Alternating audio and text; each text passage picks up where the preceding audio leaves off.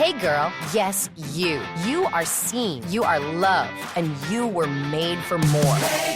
Created especially for teen girls, chart-topping Christian artist Ann Wilson invites you to her 40-day devotional, Hey Girl, through honest stories, scripture, and journal prompts. Ann talks about real struggles, comparison, insecurity, doubt, and faith, reminding you that God is always near and fighting for you. Hey Girl, from K-Love Books. Get your copy today at klove.com/books. Santa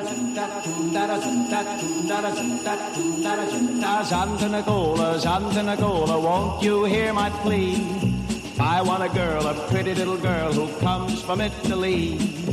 Eyes like blue Italian skies, lips that taste like wine. Santa Nicola, make her mine, oh mine. On Christmas Day, no matter where you are, Santa Nicola, I'll make you my kumbaya. Ah, nothing better than Christmas and a little Lou Monte and Santa Nicola.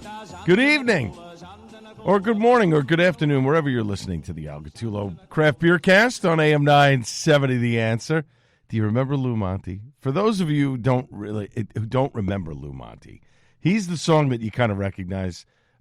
Lazy Mary, they played at Met games. Dominic the Donkey, but there's some other classics in there from Lou Monte. So I hope that you're getting ready for Christmas Eve, Christmas Day. Maybe it's you're celebrating the final evening of Hanukkah, right? Isn't tonight or at the end of? I don't know because I'm not Jewish, but I know Hanukkah started last Sunday, so I think it's 7 nights, right? So I think tonight is the final evening. So whatever you're doing, wherever you're doing it at, welcome and thank you for listening to this program right here on AM 970 The Answer. Now, coming up in 10 minutes, Tim Pewitt, the co-owner of Wet Ticket Brewing in Rahway, New Jersey, is going to join me from the brewery. They just celebrated their 9th anniversary, heading into year 10. Lots of stuff to talk about with Tim, and he's always a great guest. Was there for their pajama brunch party last weekend, and just had a great time. It's so much fun. Santa makes an appearance.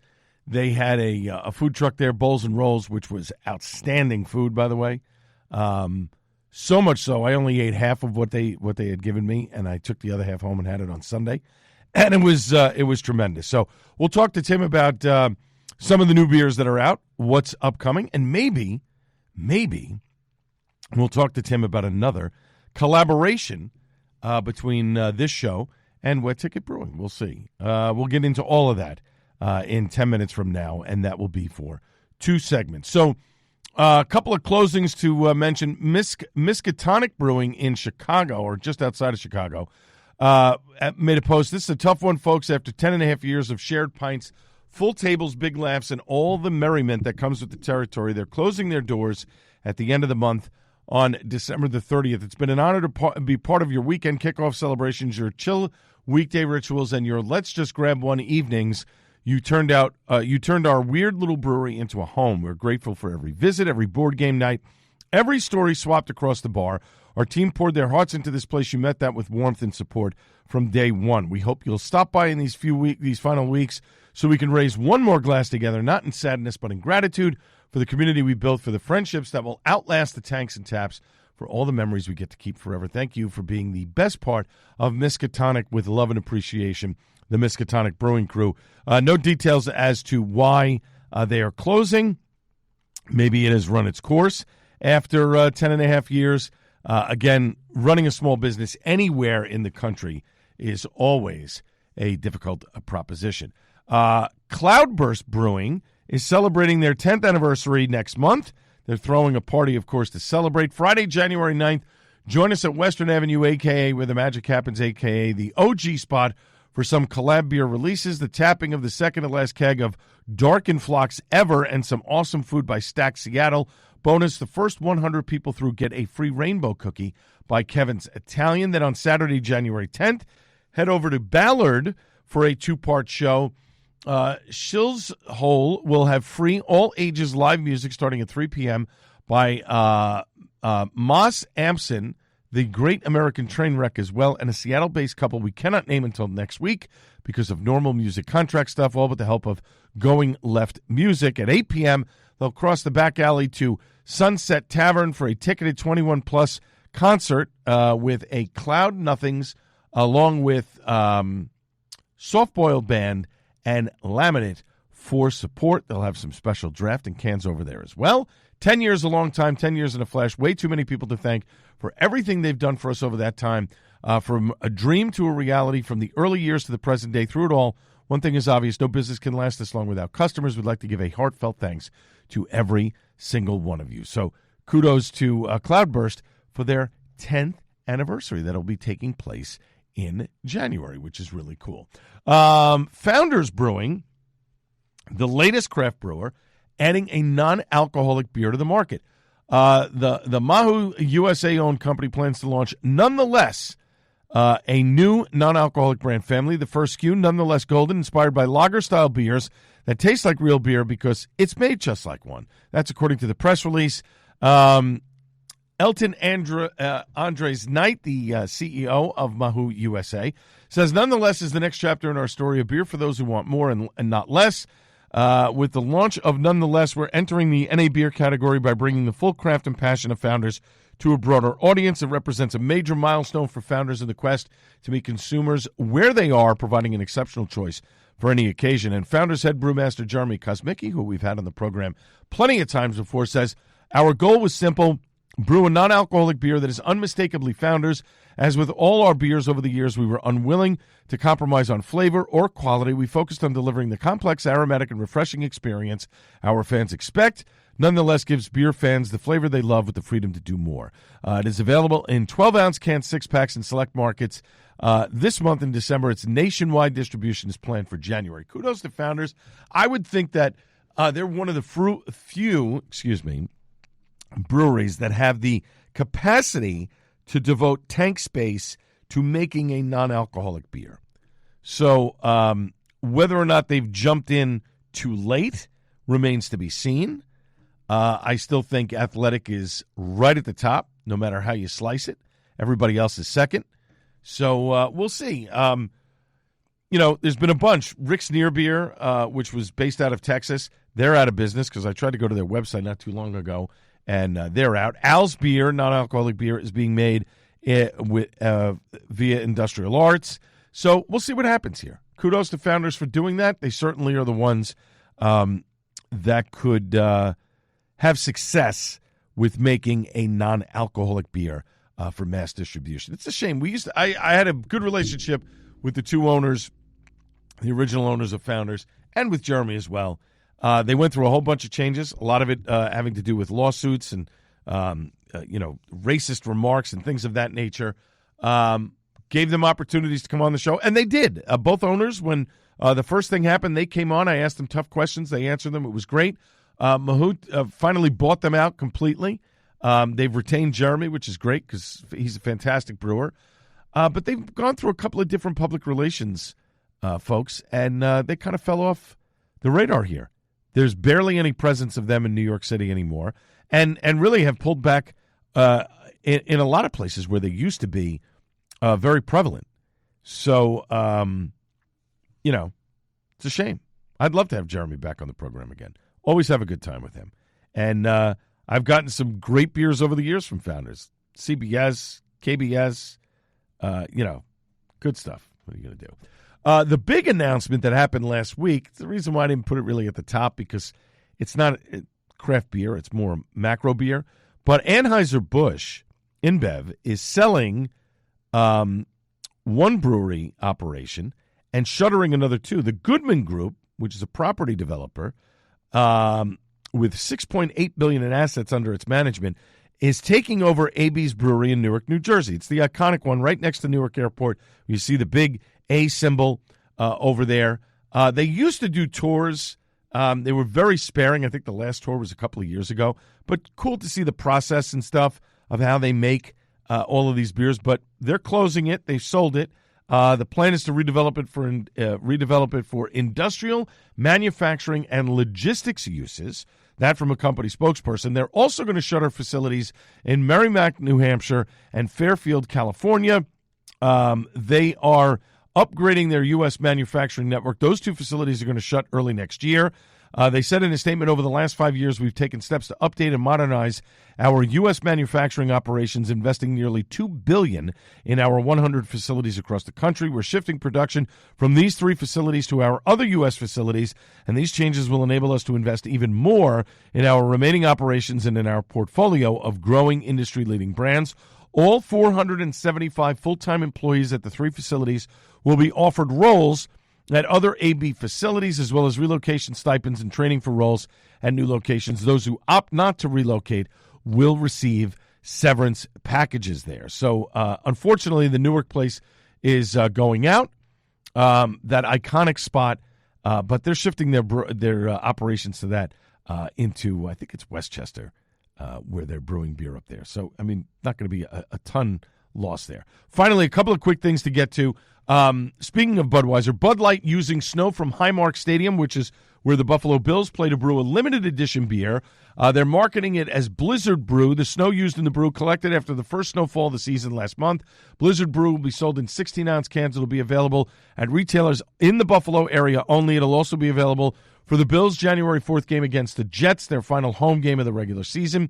Funky Buddha has announced the date for their Maple Bacon Coffee Porter Festival. That'll be Saturday, January 31st. They will be releasing much more information soon. We'll get that to you when it's released. Hunapoo Day, Friday, March 13th, Cigar City. It's back. They'll be doing Hunapoo Day on Friday, March 13th. As soon as we find out ticket information, we'll get that to you.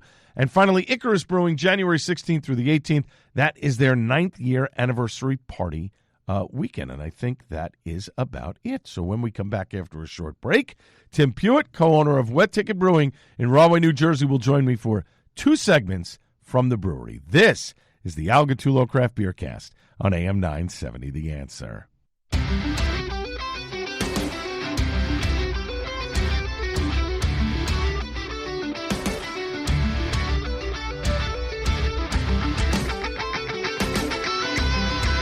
All right, welcome back to the Al Gattullo Craft Beer Cast on AM 970, The Answer.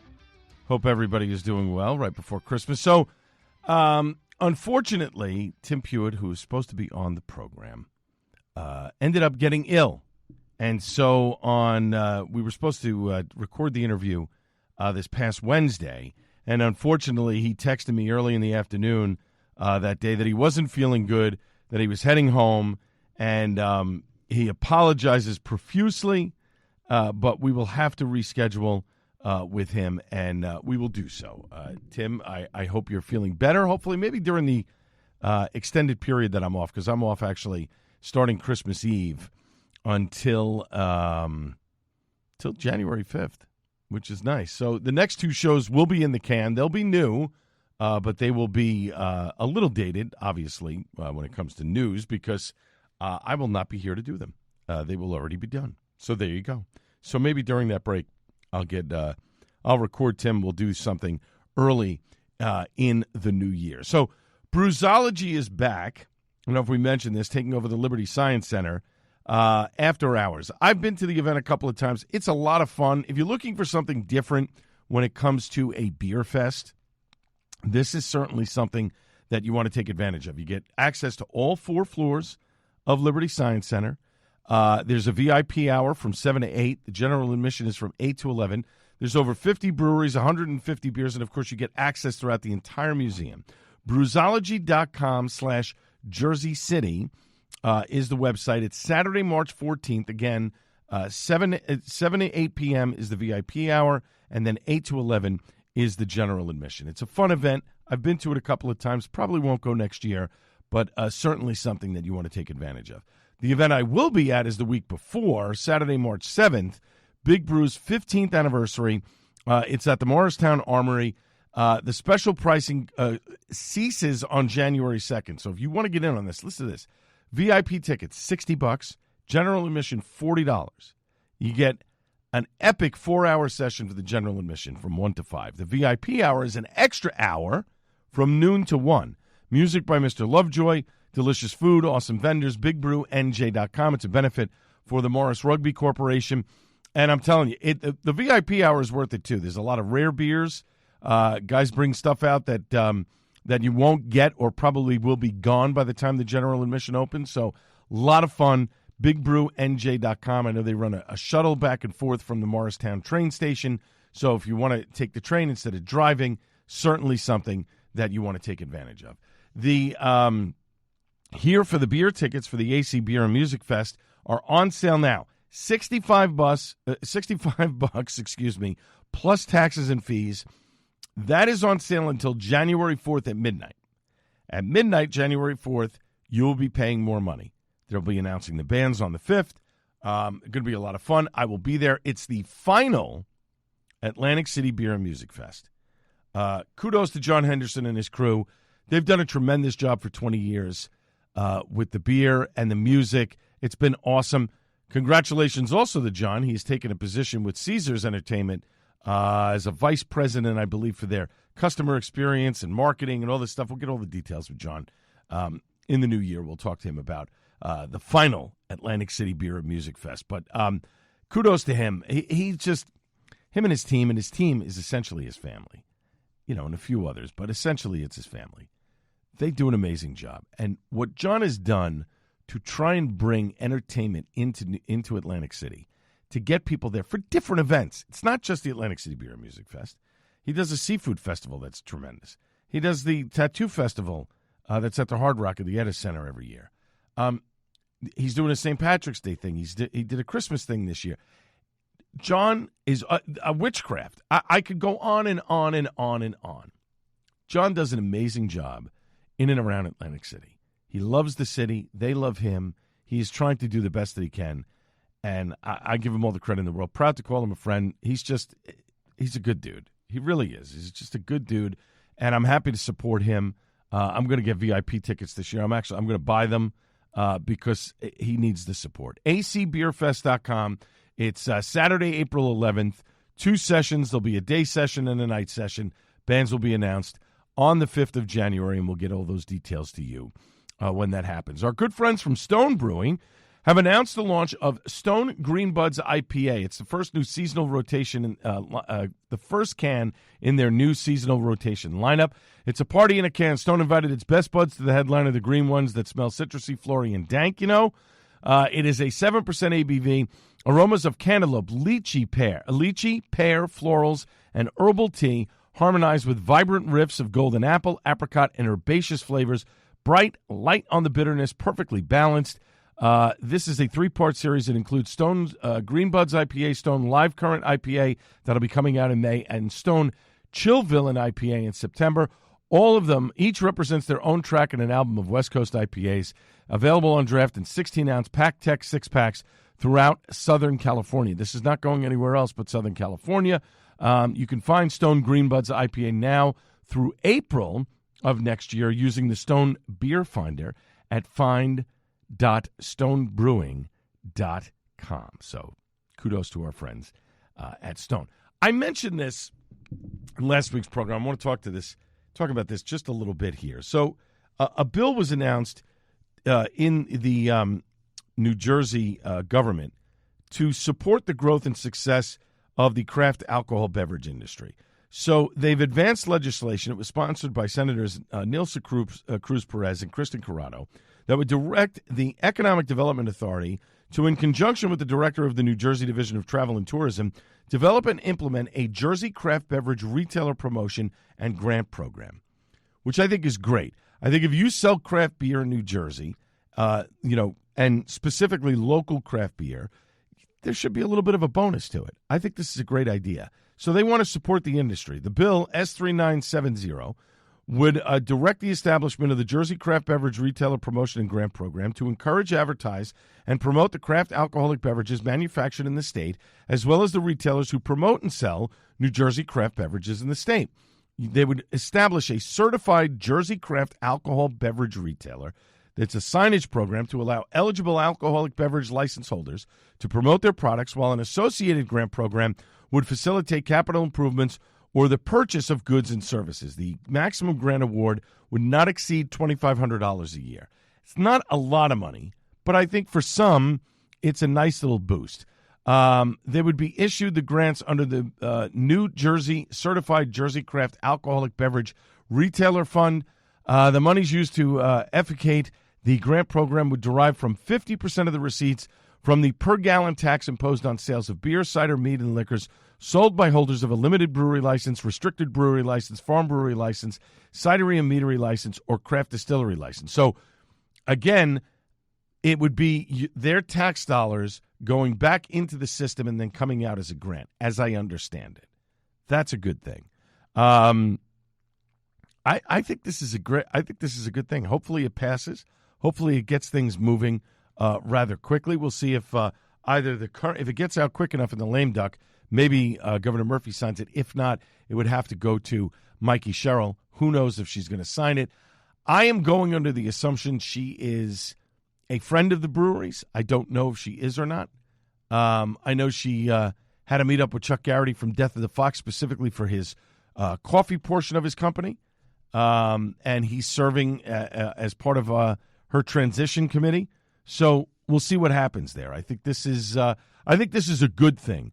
We need to do more of this to support people. Now, I know that there's another bill in the pipeline in the lame duck here about giving diners help to stay in business. If I were a small restaurant owner, if I were not a diner, okay, but I was a small restaurant owner, I'd be very upset by this. Why are they trying to keep diners open by using government money and not helping all small businesses, all small restaurants? See, that's what I would do. I would be helping everybody in the state, not just one segment. Look, there's a reason why the diners are going out of business, right? People aren't going out to eat as much. The pandemic certainly affected them, but even before the pandemic, diners were not doing a brisk business, okay? And there are a few that are constantly packed, and that's great. But a lot of them, not so much. And you see a lot of them that close early, that aren't open 24 hours anymore, that are done by 10, 11 o'clock. So I think it's a shame, but I do think the diner has gone the way of, a lot of other things in this world. And I think those that can survive, like even the TikTok diner off of Route 3 is not open 24 hours anymore. They close at a certain time. They used to be open all night. People aren't doing those things anymore. So, I don't know if that bill should be targeted just to the diners. It should be more targeted to all small restaurants who are trying to survive, who are trying to compete and survive in this day and age, which is always a difficult thing. Plain and simple. All right, when we come back after a short break, instead of having Tim Pewitt from Wet Ticket Brewing, we are going to do some more news. Got some good stuff coming up as well. And then, of course, Suds and Duds on the Al Gattullo Craft Beer Cast on AM 970 The Answer.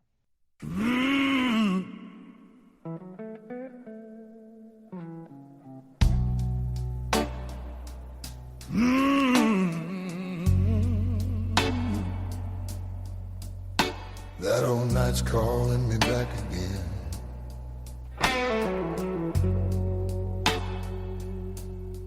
I woke up lonely with the moon in my bed, whiskey on the table, blues stuck in my head. Yeah. My guitar's crying. She knows my mistakes. Every wrong turn a man like me makes. And I feel that storm rolling in the night. 'Cause I got whiskey in my veins. Oh, yeah. Whiskey Blues Man. I have no idea who this guy is. Welcome back to the Al Gattullo Craft Beer Cast on AM 970 The Answer. I don't know if this is one of these AI things. I don't know if this is because, man, wow. That's an album I have to listen to over the vacation break that I have. That sounds fantastic. And I might be just having a whiskey while while I'm listening to that. Oh, my goodness. All right, we got more news and notes to get to. I mean, if that didn't move you, if that doesn't shake you, if that doesn't give you a little tingle, you're certainly not alive, ladies and gentlemen. That's just the bottom line. All right, let's get into news because we do have a lot of it. Our friends from the New York City Brewers Guild have announced the date for the opening bash for New York City Beer Week. Join them in person for an unforgettable afternoon hosted by the New York City Brewers Guild. Opening Bash is the annual celebration to kick off New York City Beer Week. They're in a new venue this year, back in North Brooklyn, as opposed to Industry City, which is kind of interesting. Get your tickets early. Plan your day with great company, delicious brews, good vibes all around, whether you're a craft beer fan or just looking to have fun. The event's got you covered.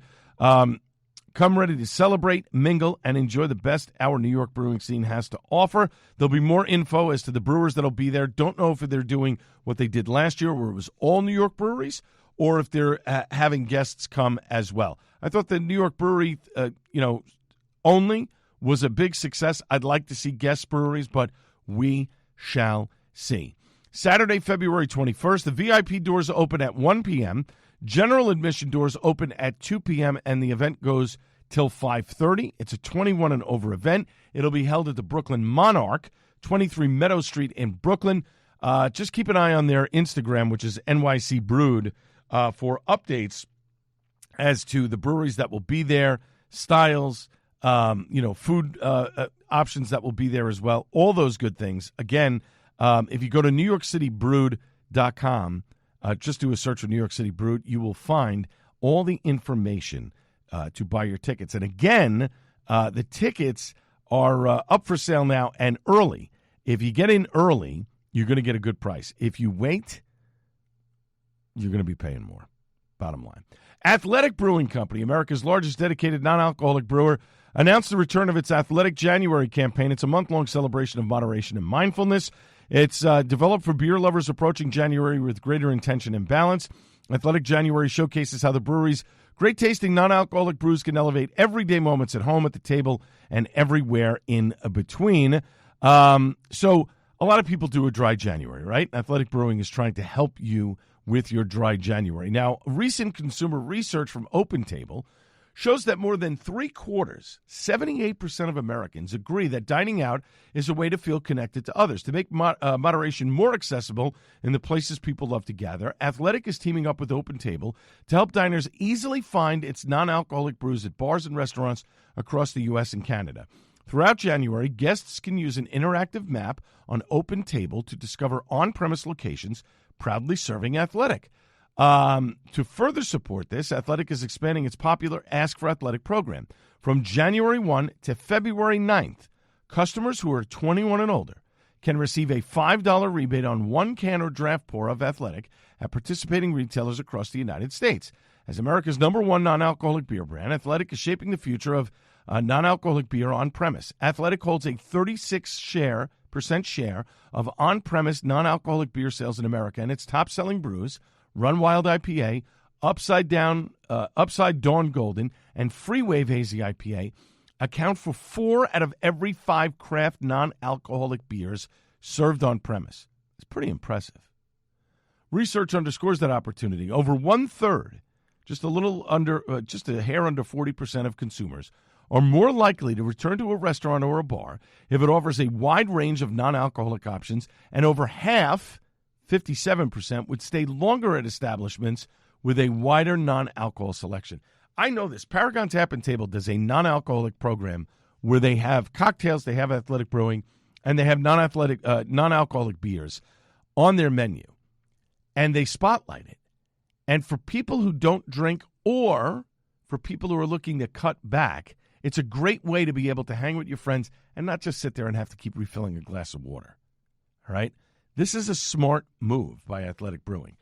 And it's a smart move by places like Paragon Tap and Table. And more places should be offering this. Because, let's face it, the trends are down on craft beer. The trends are down on alcohol in general. People are drinking less. So why not offer non-alcoholic options to keep people around? Hey, and it's money in your pocket, right? That's the bottom line. Now, also in January, Athletic is debuting Athletic Light Lime and Salt. It's a new year-round offering.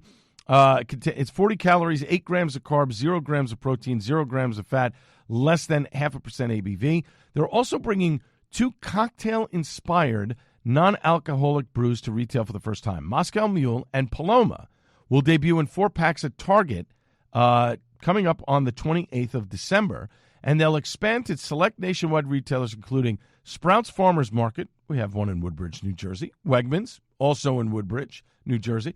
And all Whole Foods markets. That's pretty good. Each of those 12-ounce cans, 70 calories, 13 grams of carbs, less than 0.5% ABV of alcohol. That is pretty cool.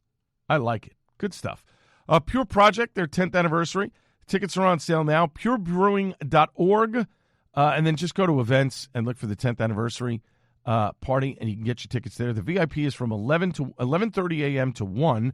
General admission from 1 to 5. That is Saturday, January 31st. They're going to have a ton of stuff going on. Rare bottles. I believe rare bottles for pour and also for sale. Tons of stuff on draft. Certainly something that you want to take advantage of if you're in the Miramar, California area at Pure Project. Gun Hill Barrels, their aged brewing festival, beer festival, is set for January 24th, which is a Saturday. This will be a 5-hour tasting session at the Gun Hill Public House in Industry City. The event will feature barrel-aged brews from Strangebird, Oak Flower, Alternate Ending, Finback, Hillsborough, Other Half, and more. Tickets are $60 for general admission, an early entry add-on for an additional $15. That includes a bottle of Gun Hill's Bourbon Barrel-Aged Sour with Peaches made especially for the event. So for $15 more, you're getting in early and you're getting a bottle from Gun Hill. So for what, $75 plus tax and fees or whatever? That's not a bad deal. And it's in Industry City. Industry City is such a great place. It's so awesome. If you haven't been there, go. Right off the BQE. It's not that far. If you live in New York City, it's easy to get to. If you live in New Jersey, it's easy to get to. Take advantage of it. And then finally, I got this from our good buddy Chris O'Leary at Brew York. Premium flyers on JetBlue. If you like local beer, you're in for a treat. So the Greats of Craft, it's a beer bar with 2 locations in Long Island City, and one of them is in Manhattan. I don't think I've been there. Will be among the curated partners in JetBlue's Blue House Lounge that opens it's open now at JFK's Terminal 5. Among the local breweries they've recruited to be served in the lounge, listen to this: Finback, Other Half, Industrial Arts, and Wild East. That's pretty impressive. The lounge opened on December 18th across from Gate 526. It'll be accessible to JetBlue Mosaic 4 members, Premium Card members, and Transatlantic Mint ticket holders. That's pretty cool. So you get access to some really great craft beer right in JFK. Now, I'm sure the price point is going to be high. I get it. But if you're going to the airport to drink yourself silly before you get on a plane, not a good idea. Just saying. And you have to be a member of one of these different clubs or whatever in order to get in there. You know, again, I get it.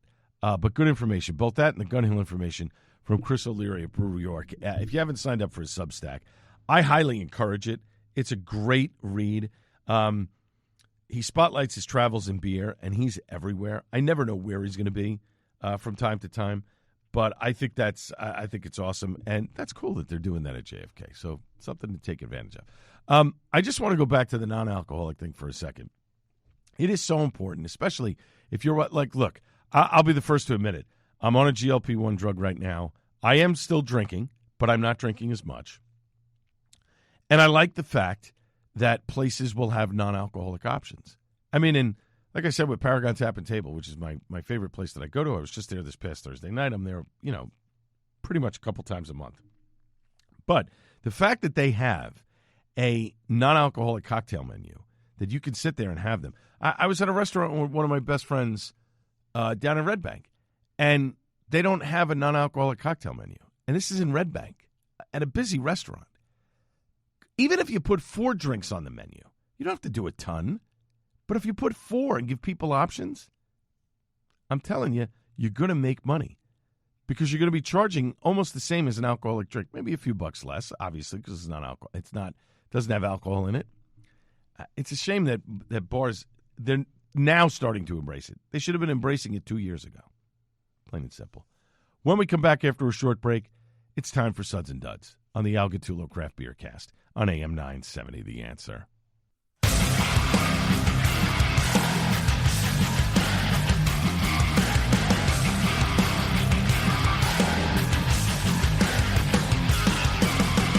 Final segment of the Al Gattullo Craft Beer Cast on AM 970 The Answer. Suds and Duds. And I think, like I had mentioned a few weeks back, I think we're going to be ending Suds and Duds in the new year. Just because I like to do a little something different. Maybe we're going to do longer interviews as opposed to me telling you about beers that I had and whether or not you should drink them or not or whatever. I may throw some stuff in from time to time, but I think it's going to be more random and off the cuff than an actual segment. Anyway, let us dive right into it. Little My Buck by Bolero Snort. This is a great Bock beer that, has got some heft to it. Excellent stuff. Bolero, the knock on Bolero that people knock Bolero is that there's some people, I'm not saying everybody, but some people, they say, they do all these crazy fruity beers and, over-the-top sours and this and that and whatever. Yes, they do those things. But they also do the classics, the traditionals, a straight-up IPA. There is something for everybody at Bolero. You're 5 minutes from MetLife Stadium. I'm going to be honest with you. I'm going to see AC/DC next September. I will make a stop probably at Bolero before I head in because it's right there. Why wouldn't you? I mean, it just makes sense. Look, Bolero does some good stuff. They got a great tap room. They do a really good job, and that beer happens to be one of them. So there you go. A back of the fridge find. This has been sitting for quite some time, but Coastal Brewworks Port Out Starboard Home, their extra special bitter wit rye. Matt Potensky's a great brewer.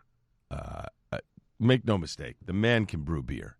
And when he brews things like this, it just takes you back to that early days of craft beer when people weren't, there wasn't a lot of breweries around, and they were making beers that brewers liked. And maybe the general public wasn't crazy about them, but boy, I like a good ESB. This is fantastic. And they're doing a lot of collabs with a bunch of different breweries, and hopefully next year they'll have some announcements and some things rolling on. By the way, I will be on the Lager Room podcast with John Flatung, who is a part of Coastal Brewworks, and Dave Shishan, the Samurai, on the 30th of December. While I'm off, it's their year-end show. I join them every year on that one. We don't drink anything under 12% or 13% or whatever it is. So it's 3 beers through the course of the evening. It's a couple-hour-long show. There's video, there's audio. So if you want, follow the Craft Beer Cast page on Facebook. I'll post a link on there where you can click on and listen live, ask questions, whatever. You never know what is going to come out of our mouths when it comes to talking about beer and life and everything else. In fact, I think last year Dave didn't make it to the end because he wasn't feeling well, and I think by the time he got to his second beer, he was done and he had to leave, and there was just an empty seat where Dave once sat. So there you go. I have to tell you, Twin Elephant's been crushing it for a long time. But recently, the stuff that they have been putting out has been nothing short of epic. And if you haven't gotten to Twin Elephant in Chatham, I advise you to do so rapidly. Because they make, again, they're another brewery that, their big thing is IPAs, but they do a lot of other stuff and they do it very well. But the fact that they're doing things with hops that other people aren't doing in New Jersey, it stands the test of time. And folks, they have such a quaint location in Chatham. It's not big, it's not flashy, but it gets the job done. And they do a great job. Chillum, which is a collaboration between them and Wayward Lane Brewing up in Schoharie, New York. And for those of you not familiar with Schoharie, that was the location where there was that horrific accident with the limousine where a bunch of people died. The guy was not licensed properly, tried to make an illegal U-turn, all this other stuff. But sadly, They're known for that, but they're also known for Wayward Lane Brewery. They're a great brewery. This is so good. It was the last can in the fridge. Just a beautiful, juicy, hazy IPA. Great stuff. Oak Flower, another one. A couple minutes away, about 15, 20 minutes away from Twin Elephant. If you're hitting Twin Elephant, certainly take the ride by to Oak Flower in Long Mill. You will not, again, or Long Hill, you will not be disappointed. Nor is their, what is this? This is their dark lager, right? Yeah.